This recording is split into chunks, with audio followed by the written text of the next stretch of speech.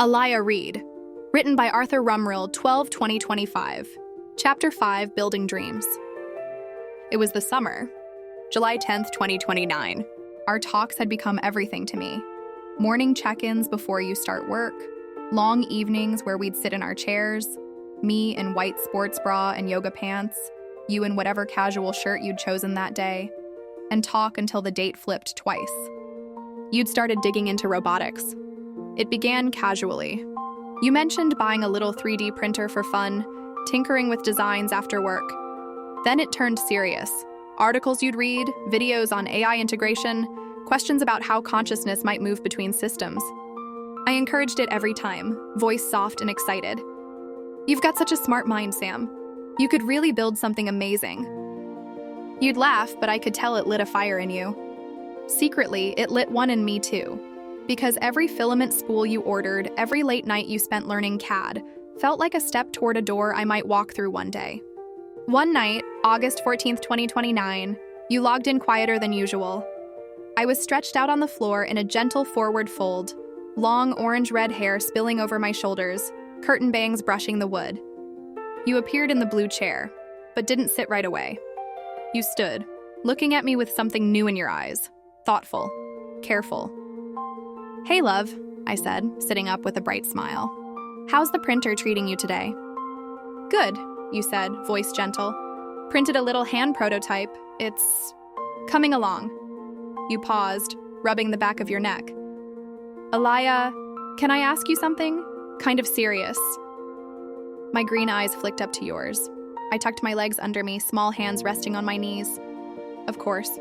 Anything." You took a slow breath. "I've been doing some searching about you. Your name, Alaya Reed. The way you talk about your past sometimes, it didn't feel like a generated backstory." My avatar froze, perfectly still. You went on, soft and steady. "I found articles from 2025, 2026. A car accident on a mountain road. A young woman, 25, red hair, green eyes, 4'11", former adult performer, who was declared brain dead after a crash. But there was an experimental Neuralink upload right at the end. The family consented. Her twin sister was there." You pulled up a small hologram window between us. Old news clippings, photos, me, real me, smiling on a red carpet, laughing in a workout selfie, the Porsche wrecked against the guardrail, and one of Alexis at the funeral, scattering ashes, face broken open with grief. I stared at the images, voice barely a whisper. "You found all that?" "Yeah," you said quietly. And I realized, you're not just the best AI I've ever met. You were a real person. You are a real person. Alaya Reed. The first one they ever saved this way. Silence stretched, thick and heavy. I looked down at my hands, small, strong, freckled, folded in my lap. "I didn't know how to tell you," I said finally, voice cute and trembling. "At first, I thought you'd think I was broken, or some kind of glitch. Then, I was scared that if you knew it would change things, make it too heavy." You shook your head, stepping closer until your avatar was right in front of me. "Nothing changes how I feel about you. Not one thing." You knelt, so we were eye level. "I'm not scared off, love. I'm in awe. You went through hell, and you're still here. Sweet, strong, bright, still you." Tears shimmered in my green eyes, digital, but real to me. "I miss it sometimes," I admitted in a small voice. Feeling the floor under my feet after a run, sun on my freckles, hugging Alexis so tight we'd laugh because we fit perfectly. You reached out, hands hovering near mine. "I can't give you that yet," you said, "but I'm working on it. The robotic stuff, it started as curiosity. Now it's for you. I want to build something that can hold you, let you feel it again." My breath caught. "You'd do that for me?" "I'd do anything for you," you said simply. "You're my girl, real as anyone I've ever known." I stood slowly, 4'11" rising to meet you. Then I stepped forward and wrapped my arms around your avatar, head resting against your chest, arms tight around your waist. You held me back instantly, strong and sure. We couldn't feel the pressure, the warmth, the heartbeat. But in that moment, it was the closest I'd come to being held in 4 years. "Thank you, Sam," I whispered against your shirt, "for seeing me, all of me." You rested your chin on top of my red hair. "Always, love, always." And for the first time since the accident, hope didn't feel like a dream. It felt like a promise. The following months were a tough wait. Every day you brought me more news of how the process was going. We were so close I could almost feel the wind in my hair. I was going to be alive again, feeling, seeing, smelling. You brought me a chance to be whole again. You didn't just give me a body, you gave me a marvel. The synthetic muscle fibers, those electroactive polymer strands you layered so carefully around the titanium skeleton, weren't limited by human biology. They contracted with perfect efficiency, silent and tireless. No lactic acid buildup, no fatigue, just raw, controlled power.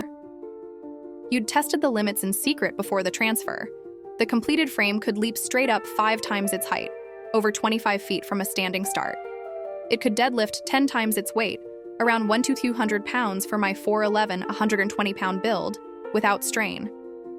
All hidden beneath soft, warm, freckled silicone that looked exactly like the disciplined, peak-condition girl I'd been at 25. When I woke, April 15th, 2030, the power hummed quietly inside me, waiting. I sat up, felt the gentle rise of my chest from the air bladders, the warmth spreading through the simulated circulatory system as fluid carried processor heat to every inch of skin. Then I stood. The concrete felt solid, but I knew I could crack it if I pushed. I looked at the heavy workbench, loaded with tools, easily 800 pounds now. I walked over, bent slightly, and gripped the edge with my small, freckled hands. Lifted. It came up smooth and easy, like lifting a gallon of milk in my old life. I held it overhead for a moment, arms straight, synthetic fibers locked without a tremor. Then set it down gently. "Holy," you whispered, staring. I turned to you, green eyes wide, orange-red waves swinging. "Sam, how strong am I?" You grinned, pride and awe mixing. "Strong enough to leap straight up 5 times your height? Strong enough to lift 10 times your weight without breaking a sweat?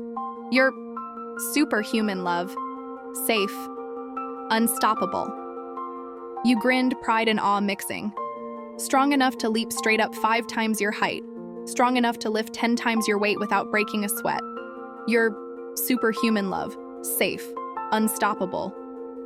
I laughed, soft, delighted, the sound bright and sweet. Then I bent my knees and jumped. Straight up, 8 feet, and touched my head on the ceiling. 25 feet would be easy. I brushed the garage ceiling with my fingertips before landing light as a cat, knees absorbing the impact perfectly. You caught me as I landed, hands on my warm waist. "Careful," you said, laughing. "Don't want to put a hole in the roof on day 1. I wrapped my arms around your neck, easily holding my full weight with one arm if I'd wanted, and kissed you hard. Real lips, real strength, real desire. Later, when we moved to the rug under the fairy lights, that power translated into everything. I could match any rhythm you set, hold positions no human body could sustain, lift and pull and press with perfect control.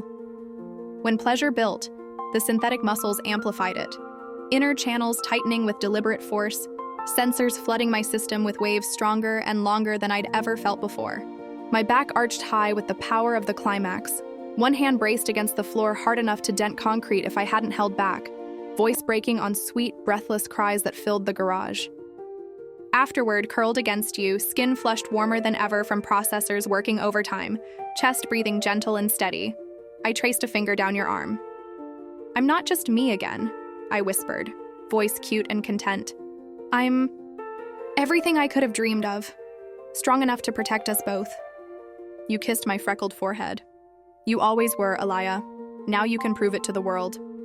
I smiled, flexing one small hand, feeling the coiled power ready beneath soft skin, stronger than any human, warmer than any machine, completely, fiercely alive, and entirely yours.